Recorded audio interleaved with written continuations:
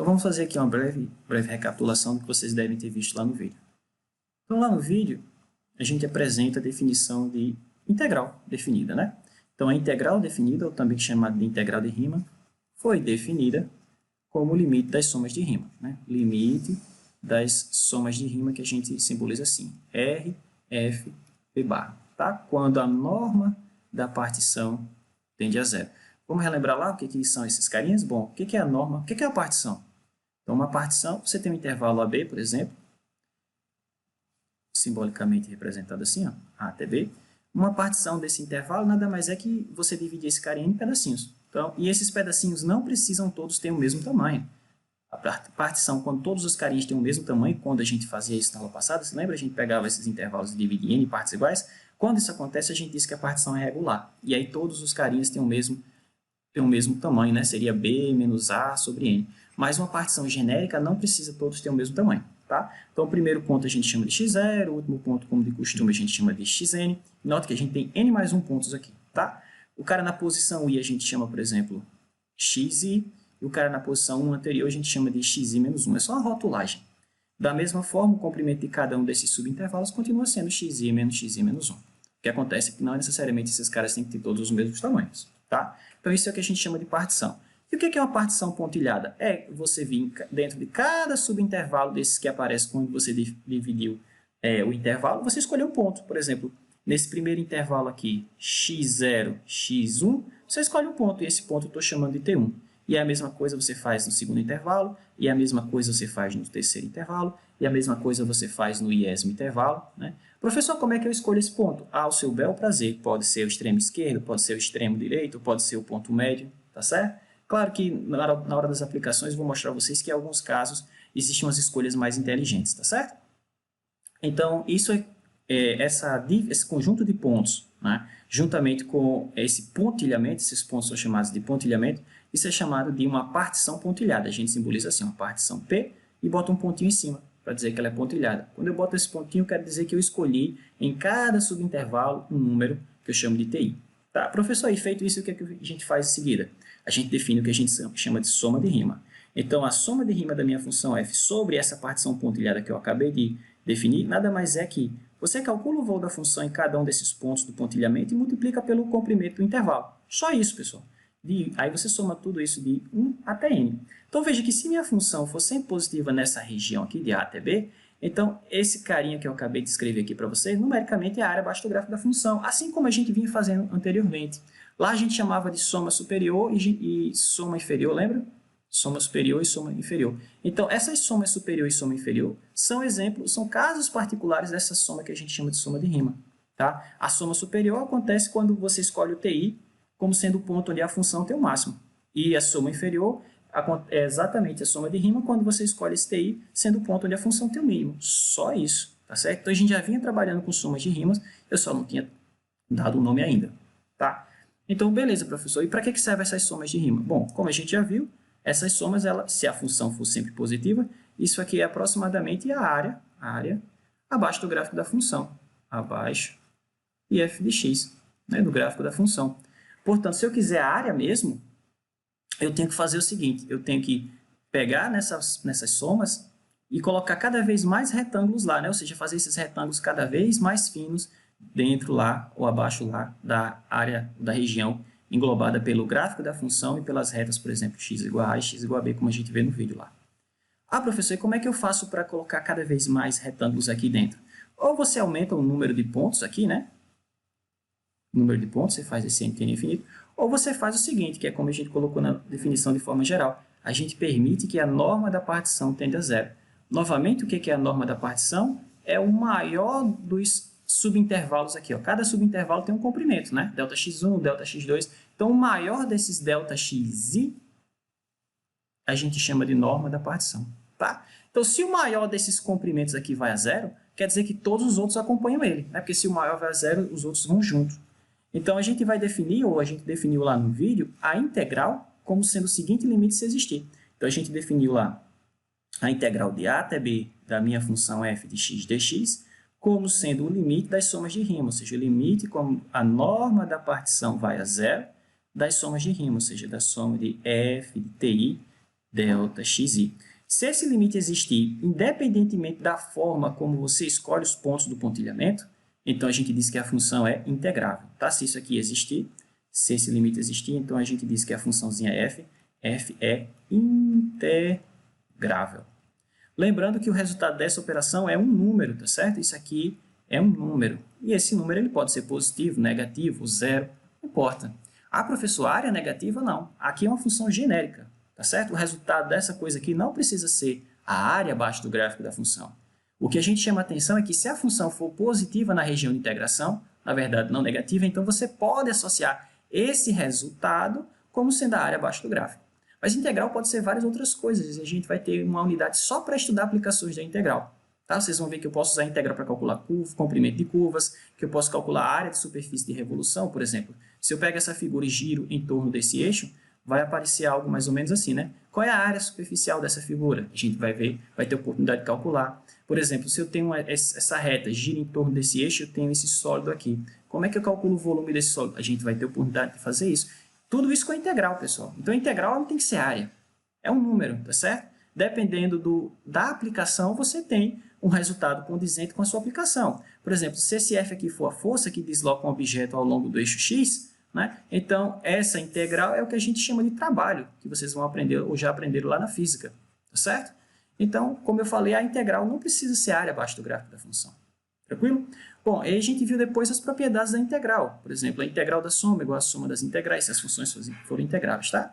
Então, por exemplo, integral de a até b de f de x mais g de x, a integral da soma é igual à soma das integrais, a integral de a da f de x de a até b mais a integral da g de x. Né? Se você tiver uma constante multiplicativa, por exemplo, multiplicando aqui o f, alfa vezes f, esse alfa pode ir para fora da integral.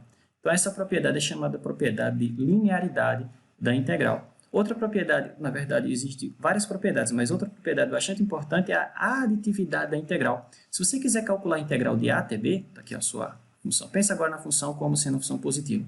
Então, se eu quero calcular a integral de a até b, que numericamente é a área abaixo do gráfico da função, eu posso fazer o seguinte, eu calculo a integral de a até c, aí eu calculo essa área, né? E depois faço de c até b. E aí a área de a até b é a área completa, né? A área de a até c mais a até b.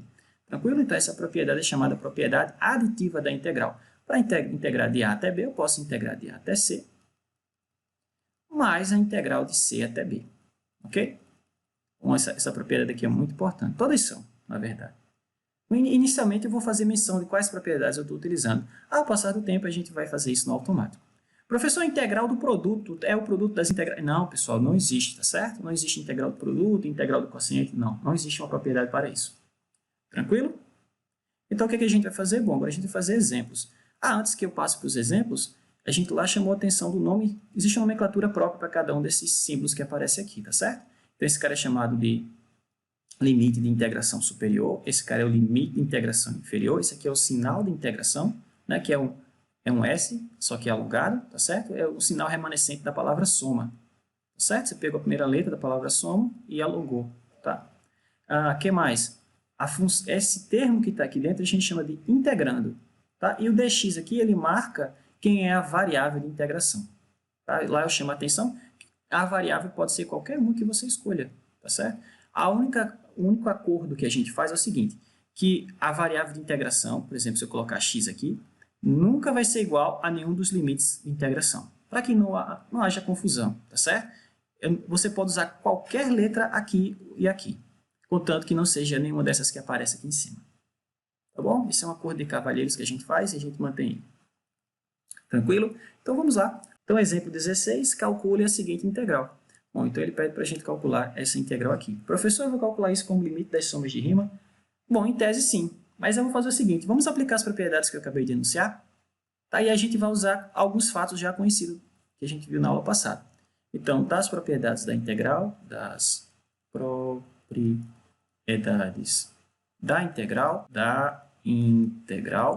vamos ter o seguinte. Então, como eu falei, integral da soma é igual à soma das integrais. Então, a integral de 3x ao quadrado mais 2x mais 1 vai ser a integral de 3x ao quadrado mais a integral de 2x mais a integral de 1 vezes dx. Tá bom? Então, a integral de 0 a 1 de 3x ao quadrado mais 2x mais 1, isso é igual a integral de 0 a 1 de 3x ao quadrado dx, mais a integral de 0 a 1 de 2x dx, mais a integral que sobrou, a integral de 1 dx. Às vezes a gente não coloca esse 1 aqui, tá certo? Eu vou colocar só para chamar a atenção mesmo. Mas o comum é que a gente não coloque, não precisa. Bom, e agora eu vou usar outra propriedade da integral. Qual a propriedade, professor? Que se eu tiver uma constante multiplicativa, eu posso colocar ela para fora da integral, tá certo? Então, eu vou fazer isso nesse caso e nesse caso aqui. Inicialmente, eu vou fazer essas coisas mais passo a passo, mas à medida que a gente for prosseguindo no curso, essas coisas vão ser mais automáticas, tá bom? Então, aqui vai ficar 3 vezes a integral de 0 a 1 de x ao quadrado dx, mais 2 vezes a integral de 0 a 1 de x dx, mais a integral de 0 a 1 de 1 dx. E agora, professor, eu vou ter que calcular as somas de rima para cada uma dessas funções? Ou em tese seria, mas a gente já fez isso na aula passada, né? Olha só, note que a gente já conhece os seguintes resultados.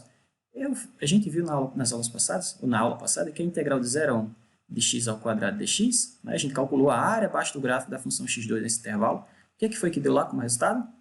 Isso. A gente viu que a integral de 0 a 1 da função x dx, o que foi que deu lá como resultado?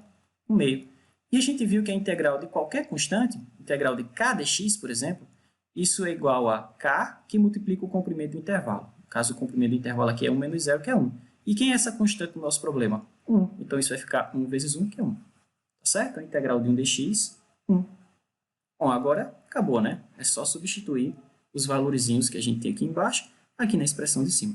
Tá certo? Portanto, vamos ficar com o seguinte. 3 vezes 1/3, mais 2 vezes 1/2, mais 1. Ou ainda, vamos simplificando aqui, 1 mais 1 mais 1. Ok? Então, o exemplo 17, ele pede para a gente calcular a integral de raiz de x. Então, novamente, raiz de x é uma função contínua, né? No intervalo de 0 a 1, ela é. Ok? Então, essa integral existe. Como ela existe, eu posso calcular utilizando aquele processo, né? A definição, que é o limite das somas de rima. O mais interessante é que, como esse limite existe, eu posso calcular da maneira que eu quiser. Como assim da maneira que eu quiser? Eu posso escolher aqueles pontos do pontilhamento, lembra? Que a integral, como eu falei lá em cima, ela é definida, integral de f de x dx, ela é definida como limite das somas de rima. É f de ti vezes delta xi, com i variando de 1 até n. Quando a função é contínua, a gente pode trocar esse limite quando a norma da partição tende a zero pelo limite quando n tende a infinito. Vocês percebem? Por quê, professor? Porque, olha só, quando a função é integrável, a integral existe, esse limite existe, independentemente da forma que eu escolha os pontos do pontilhamento e independentemente da forma como eu divido a minha partição. Então, se a integral sempre existe, se o limite existe, eu posso fazer a coisa mais simples que eu posso pensar, que é dividir todo mundo da mesma forma, que a gente chama partição regular, não é? Então, veja que se esse cara tende a zero, a e b são constantes. Para que esse cara tende a zero, o que nessa coisa aqui tem que acontecer? N tem que ir a infinito, né? Então, eu posso trocar esse limite, onde a norma da partição tende a zero, pelo limite quando n tende a infinito. Tá certo? E aí a gente pode calcular a integral de rima utilizando o limite dessa forma. Limite quando n tende a infinito dessas somas aqui. Eu posso trocar o limite da norma da partição tendendo a zero pelo limite quando o número de pontos lá, ou quando o número de divisõezinhos, ou o número de retângulos que você coloca tende a infinito. Ah, professor, o que mais que eu posso fazer quando a função é contínua? Você pode, bom, aqui não é só quando a função é contínua, é quando a função é integrável. Você pode escolher esses pontos TI da forma que você quiser. Se a integral existe, então você pode calcular ela de qualquer forma. Independentemente da forma quando você escolhe esses TIs, esse cara vai dar sempre o mesmo resultado. Então, o que a gente faz? A gente escolhe esses TIs de forma inteligente. Como assim, professor? De forma a simplificar esse limite, na verdade, esse somatório. Porque no final eu vou ter que tomar esse limite. Tá certo? Então, eu vou mostrar a vocês como a gente deve escolher os TIs nesse exemplo 17. Né? Com uma escolha inteligente vai fazer com que as somas de rima simplifiquem bastante. Tá? Então, eu vou fazer o seguinte, como eu já falei, essa função é integrável, então eu posso escolher os TIs da forma que eu quiser, eu posso particionar da forma que eu quiser. Então, eu vou particionar o intervalo de 0 a 1, assim. O primeiro é 0, como de costume. O segundo, em vez de ser 1 sobre n, vai ser 1 ao quadrado sobre 1 n ao quadrado. O próximo vai ser 2 ao quadrado sobre n ao quadrado. O iésimo vai ser i ao quadrado sobre n ao quadrado. E o último vai ser n ao quadrado sobre n ao quadrado, que é 1. Tá certo? O que importa é que eu comece em 0, né, ó, e termine em 1. Como você vai dividir esse intervalo? Aí a escolha é sua. Eu estou dividindo dessa forma porque vou mostrar a vocês que fazendo assim, as somas de rima simplificam bastante. E o que eu vou fazer? Como é que eu vou escolher os pontos TI? Bom, cada vez que eu dividir aqueles subintervalos, eu vou ter, ou dividir aquele intervalo, eu vou ter subintervalos dessa forma. Então, TI é um ponto que pertence a esse cara, tá certo? eu vou fazer o seguinte, eu vou escolher TI como sendo o próprio XI, tá? O iésimo ponto do intervalo é I ao quadrado sobre N2, está aqui, ó, tá? Na verdade, ele dá essa sugestão para você já no enunciado do problema. Então, calcule essa integral, para tanto, utilize isso aqui. Utilize essa partição dessa forma e tome os pontos do pontilhamento como sendo esses carinhas. Quando você fizer isso utilizando isso que o problema está falando, as suas somas de rima vão simplificar muito. Será, professor? Vamos ver? Então, o que é que eu tenho que fazer agora? Calcular as somas de rima e depois tomar o limite quando o n tende a infinito. Só isso, pessoal. Então, vamos lá. Então, a soma de rima da minha função, vamos lá pegar a soma de rima. Então, vai ser isso. Soma de 1 até n, f de ti, delta xi. Então, vamos calcular esses carinhas separadamente, depois eu jogo aqui. Que carinha você está falando, professor? Primeiro, o f de ti. Bom, f de ti vai ser raiz quadrada de ti, né? Ou raiz quadrada... Quem é o ti para mim? Bom, é i ao quadrado sobre n ao quadrado. Então, veja que isso já vai simplificar, olha só. I ao quadrado sobre n ao quadrado. Se eu tivesse escolhido o meu i, xi, como sendo i sobre n, se eu tivesse particionado dessa forma, eu ia ter uma raiz aqui, ó.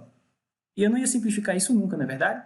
Mas escolhendo os meus ti's dessa forma, ou particionando meu intervalo 0 a 1 daquela forma sugerida no problema, veja aqui que simplifica, que já fica i sobre n. A raiz matou esses caras que estavam ao quadrado. Ok? Bom, agora eu preciso saber quem é o meu delta xi. Bom, mas delta xi é xi menos xi menos 1. Tudo bem? Quem é o xi? Bom, é i ao quadrado sobre n ao quadrado. Quem é o cara que está antes dele? Bom, é o i menos 1 ao quadrado sobre n ao quadrado. Então, vamos abrir essa soma, ou essa diferença. Eu vou colocar o 1 sobre n ao quadrado de evidência. Então, isso ficou i ao quadrado desse termo. Agora, vamos para o próximo. Vai ter menos aí, o quadrado do primeiro, menos duas vezes o primeiro pelo segundo. Com esse menos que está aqui, ficou mais, né? Mais o quadrado do segundo, só que tem esse menos aqui, então lá vai ficar menos também. Tá certo? Deixa eu só ajeitar aqui, colocar o menos. Vou subir um pouquinho também, que já está ficando sem espaço. Bom, então, menos 1. E agora a gente faz as simplificações. Veja que esse cara matou com esse. E aí a gente ficou com o seguinte, delta xi igual a 2i menos 1 sobre n ao quadrado. Pois bem, então vamos utilizar esse carinha e esse carinha aqui, ó. Esse e esse aqui de baixo que a gente acabou de computar. Vamos substituir aqui e aqui. Tá? E aí a gente vai simplificar no final das contas essa soma com essa escolha dos pontos amostrais ou do pontilhamento que é dado no problema. Vamos ver? Então vamos ficar com o seguinte. Note então que a gente vai ter o seguinte. Então a soma de rima da minha função f com essa partição escolhida dessa forma, essa partição pontilhada, ficou assim, soma i de 1 até n, f de ti deu o quê?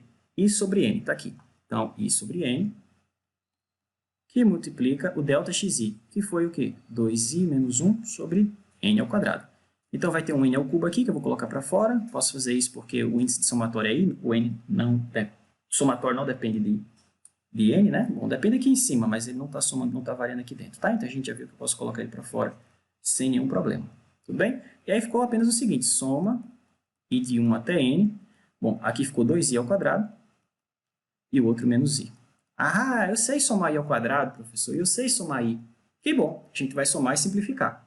E aí, no final, a gente faz o quê? Permite que n tenda a infinito. Feito isso, a gente terá acabado de computar a integral da função raiz de x no intervalo 0 a 1. Ok? Vamos ver como é que fica? Então, vamos quebrar isso aqui da seguinte maneira. Então, ficou 1 sobre n3, que multiplica. Então, o somatório da diferença é igual à diferença dos somatórios, né? Então, porque são somas, tá certo?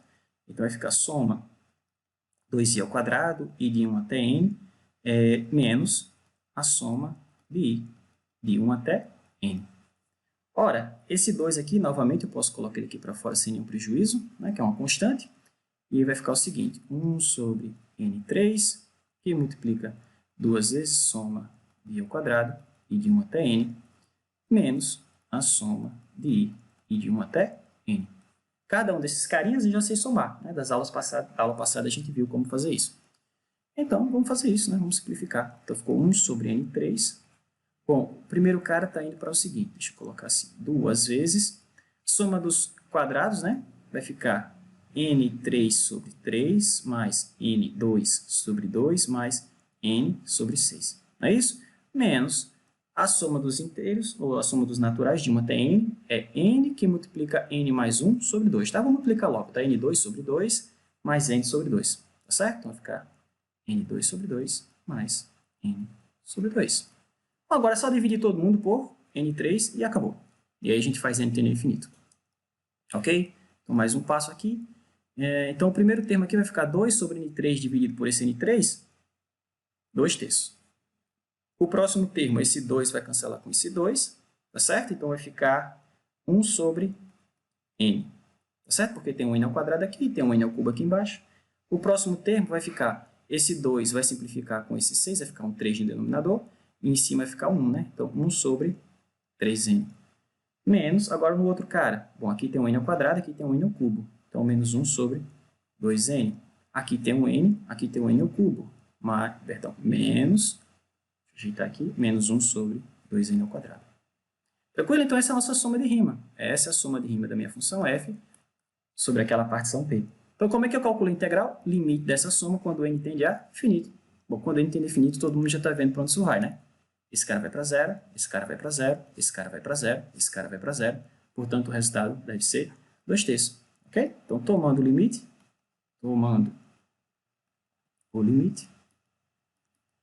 quando n tende a infinito, o que a gente vai ter?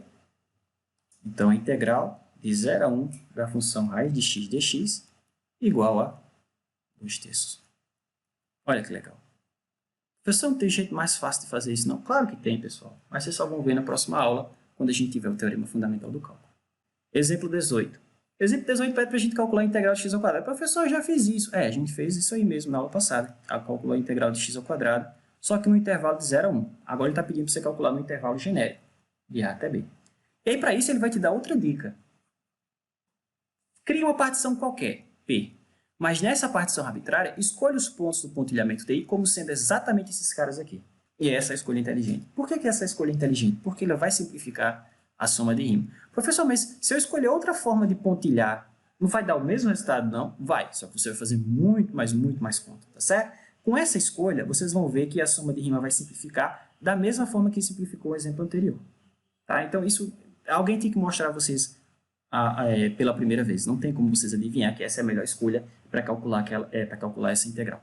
Então, como o problema está sugerindo, vamos fazer isso.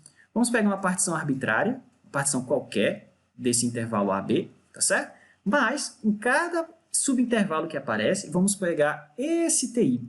Professor, mas como é que o senhor garante que, lá no intervalo genérico, por exemplo, xi menos 1 xi, como é que o senhor garante que esse ponto que o senhor acabou de colocar aí, como é que o senhor garante que esse TI está dentro desse intervalo?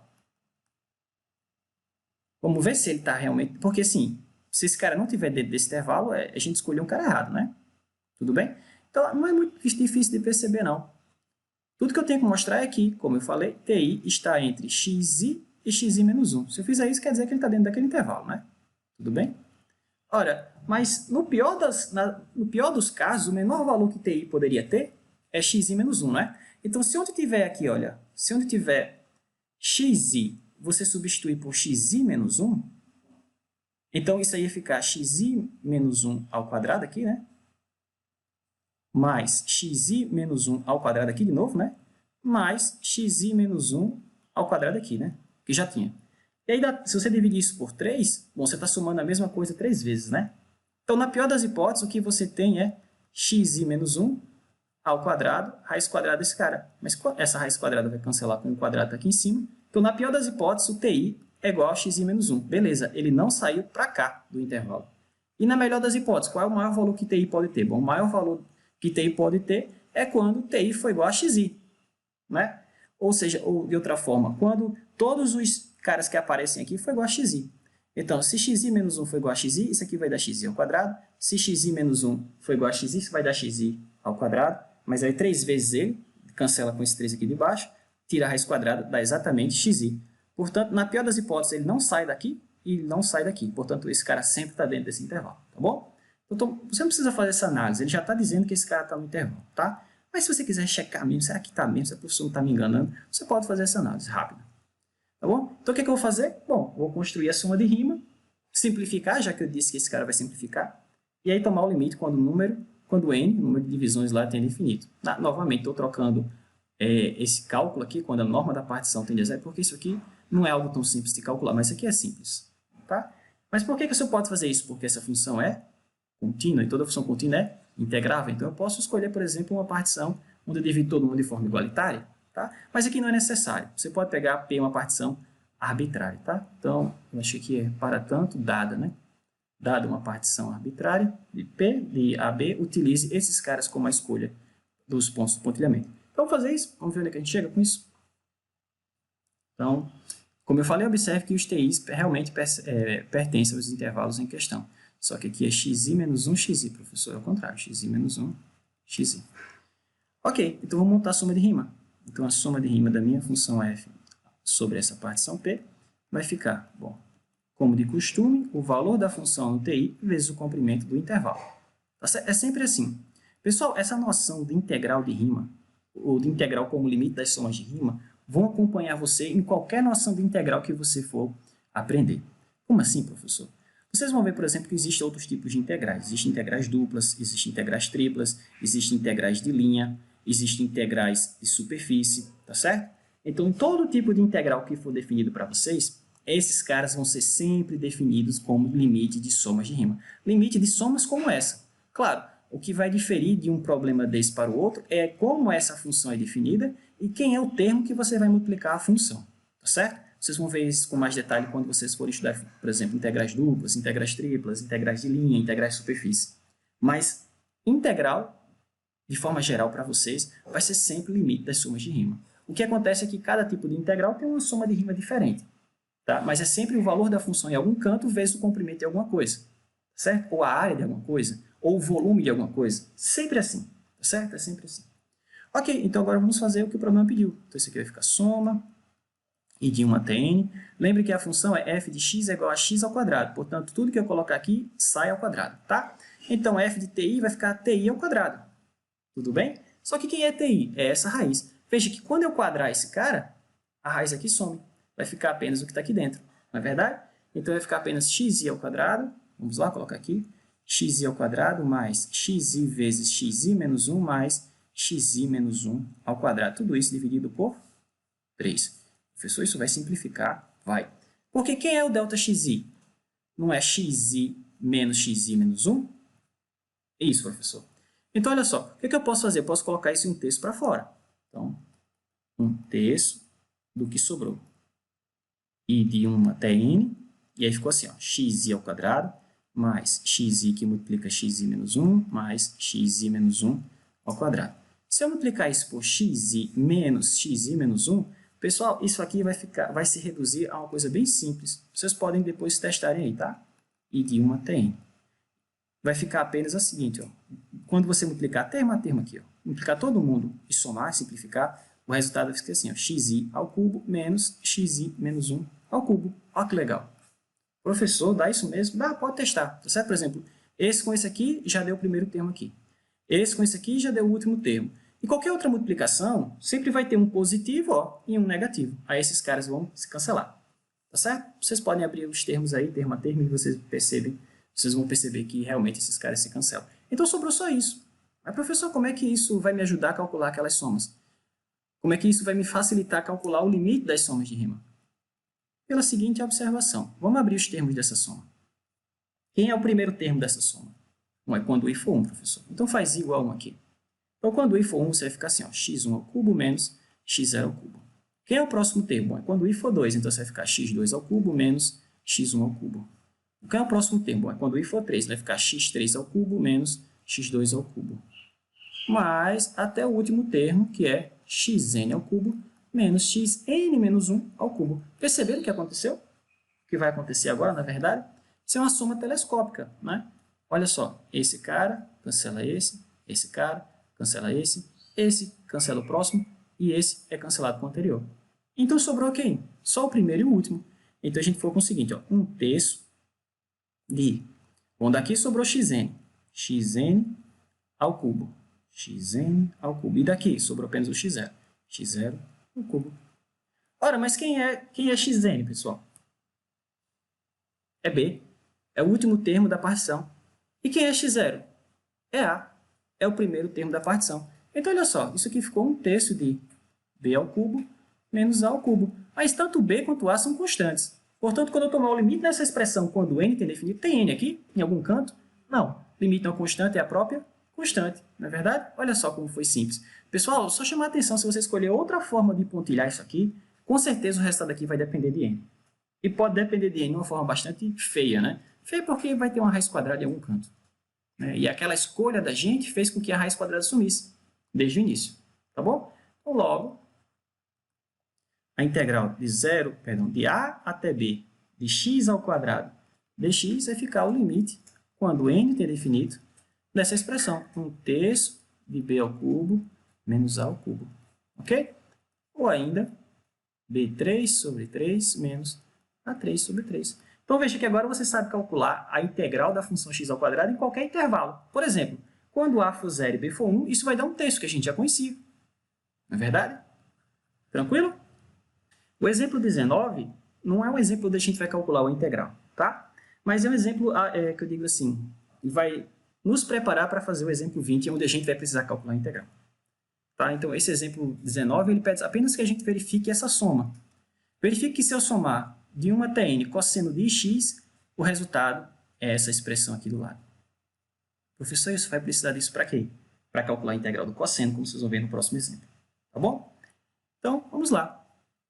Então, eu vou chamar essa soma de Sn. Quem é Sn aí para o senhor? É exatamente essa soma. Por exemplo, quando i for 1, isso é cosseno de x. Quando i for 2, é cosseno de 2x. Quando i for 3, isso é cosseno de 3x. Então, o que ele quer que você mostre é que se você somar cosseno de x mais cosseno de 2x mais cosseno de 3x até cosseno de nx, né, quando i for n, ele quer que você mostre que o resultado é isso aqui. Ó. Seno de n mais meio vezes x dividido por 2 vezes seno de meio de x menos meio. Professor, mas a soma desses cossenos dá seno? Dá, pessoal. Você dá essa razão de senos aqui em cima. Menos meio, tá? Então, vou mostrar isso. Tranquilo? Então, para isso, eu vou fazer o seguinte. Deixa eu só completar isso aqui. Então, isso é soma de cosseno de ix com indo de 1 até n. Então, o que eu vou fazer? Eu vou fazer um truquezinho aqui, um artifício. Eu vou multiplicar essa soma aqui por um certo termo de um lado e pelo mesmo termo do outro. Que termo vai ser esse? Bom, eu vou multiplicar todo mundo por seno de 1 meio de x. Professor, como é que você sabe que tem que fazer isso? Bom, novamente, eu tenho que mostrar isso. Vocês não tinham como adivinhar que se faz dessa forma, tá certo? Existem outras maneiras de fazer, mas talvez essa seja mais simples. Então, alguém tem que mostrar isso para vocês alguma vez na vida. E eu estou fazendo isso agora. Então, seno, eu vou multiplicar esse lado por seno de 1 meio de x, tá certo? Então, vai ficar seno de 1 meio de x vezes a soma que eu quero computar. Isso vai ficar igual a soma e de 1 até n. Veja que seno de 1 meio de x não depende de i. Então, eu posso colocar para dentro do somatório, tá certo? Então, vai ficar cosseno de x vezes seno de 1 meio de x. Tranquilo? Professor, mas e que isso vai me ajudar? Ficou mais complicado, olha só. Antes era só cosseno, agora é cosseno vezes seno. Não é não, porque eu vou usar uma identidade trigonométrica conhecida da gente. Olha só. Note que eu sei que cosseno de A vezes seno de B, eu posso escrever isso como o seguinte, como seno de A mais B menos seno de A menos B, dividido por 2. Será, professor? Tenta aí você. Expanda o seno de A mais B. Seno de A mais B é seno A, cosseno B, mais seno B, cosseno A, não é verdade? É. E seno de A mais B? Só troco mais pelo menos aqui. Então, seno de A menos B é seno A, cosseno B, menos seno B, cosseno A. Então, se eu subtrair a de cima pela de baixo, que é o que está dizendo aqui, o que vai acontecer? Esse termo mata esse, e aí você vai ter cosseno de A vezes seno de B, duas vezes, né? Porque mais com esse menos, mais a de cima menos a de baixo, isso aqui vira mais. E aí, se eu dividir por 2, eu tenho exatamente isso aqui. Tá certo? Então, eu vou fazer o uso dessa identidade trigonométrica. Isso vai facilitar aquela soma, professor? Vai e muito.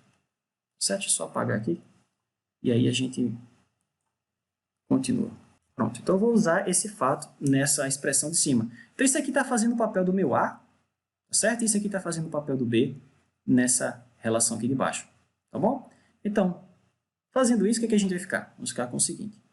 Seno de 1 meio de x vezes a soma que eu quero computar é a mesma coisa que soma e de 1 até n.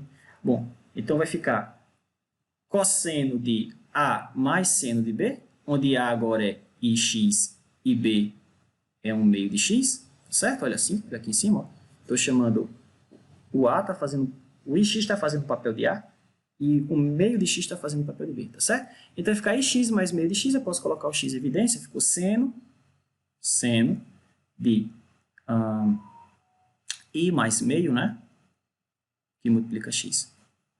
Bom, no outro termo vai ser seno da diferença, então menos seno da mesma coisa, só que a diferença.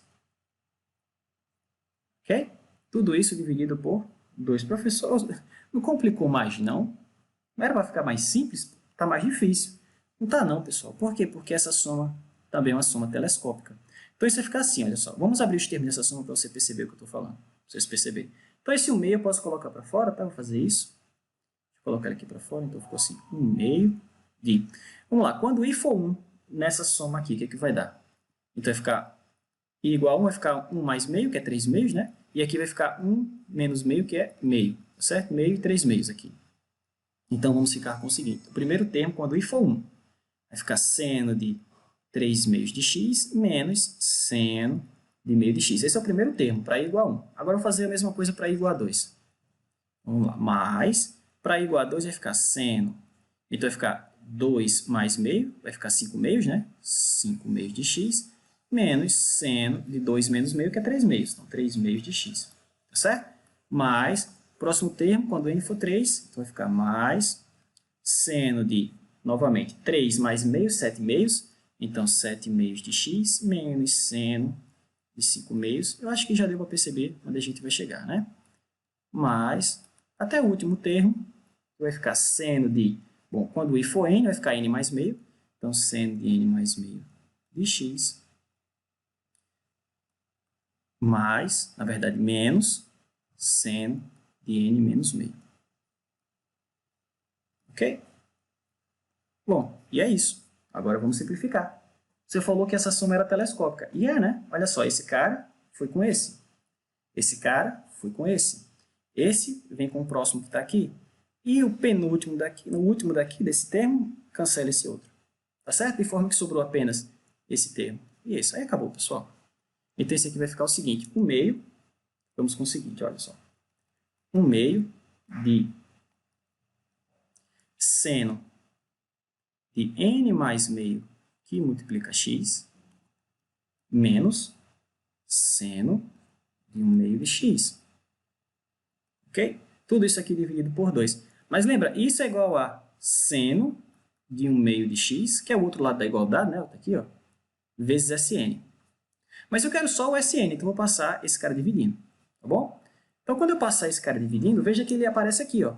Então, se eu dividir ele por ele, dá 1, e esse termo vai aparecer aqui embaixo. E aí dá exatamente o que a gente mostrou lá em cima, certo? Que é o que o problema pede. Então, ficou assim, ó, Sn, que é a soma desses caras, vai ficar seno de n mais meio, que multiplica x, dividido por esse cara, né? Seno de meio de x, bom, dividido por 2, né? Tem um 2 aqui embaixo, menos esse cara dividido por esse, aí dividido por ele mesmo dá 1, e lembra que tem um meio aqui, ó, ficou menos meio.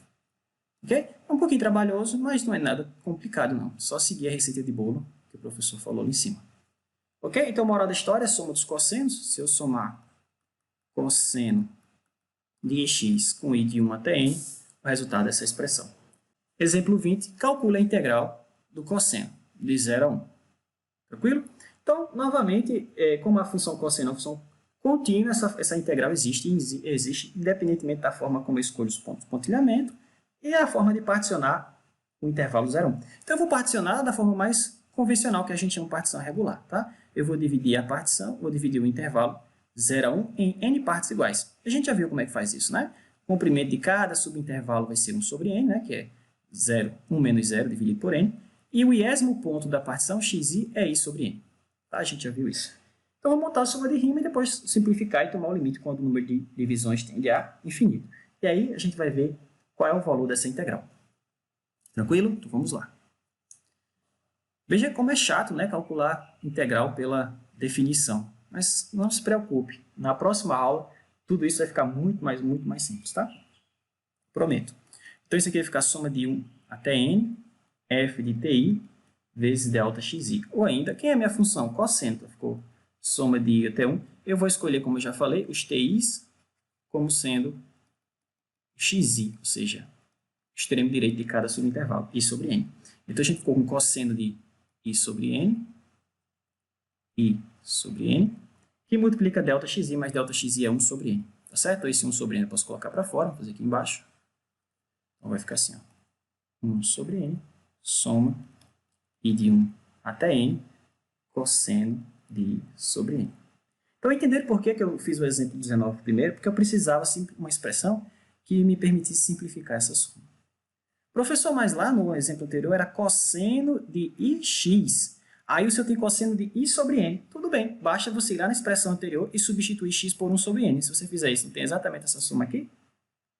Concorda? Então, tudo que eu vou fazer é aproveitar o resultado do exemplo anterior. Isso aqui vai ficar 1 sobre n, que multiplica aquela expressão do exemplo anterior. Qual? Seno de n mais meio, só que lá era n mais meio vezes x, né? Mas quem é o x para mim agora? 1 sobre n, não é verdade? Se eu colocar lá, a expressão lá era assim, ó, cosseno de ix, de novo, cosseno de ix, para que não haja dúvida. Se eu substituir esse x por 1 sobre n, eu vou ficar exatamente com cosseno de i sobre n, que é o que eu tenho aqui, tá? Então, tudo que eu tenho que fazer é ir lá no exemplo anterior e substituir onde tem x por 1 sobre n. Se eu fizer isso, vamos ficar com o seguinte. Então, ficou seno de n mais meio vezes 1 sobre n, dividido por seno, bom, tem um 2, né? Seno de, lá embaixo estava assim, ó, 1 meio de x, mas você vai substituir x por 1 sobre n. Menos um termo constante lá, que era o meio. Acabou, pessoal. Agora é só simplificar, é só tomar o limite agora, na verdade, quando n tem definido. Antes de fazer isso, vamos fazer essa multiplicaçãozinha aqui, tá? Então, essa soma de rima ficou assim, olha só. 1 sobre n. Esse 1 sobre n está multiplicando esses dois termos, tá certo? A primeira parcela e a segunda. Então, eu vou colocar embaixo da primeira parcela e embaixo da segunda também. Então, no primeiro termo, a gente ficou o seguinte, seno de... Então, n vezes 1 sobre n dá 1. Então, n vezes 1 sobre 2, que multiplica 1 sobre n, dá 1 sobre 2n. Tá? Então, o termo de cima ficou assim. Embaixo eu tenho um n, embaixo eu tenho um 2, embaixo eu tenho seno da mesma coisa, 1 sobre 2n.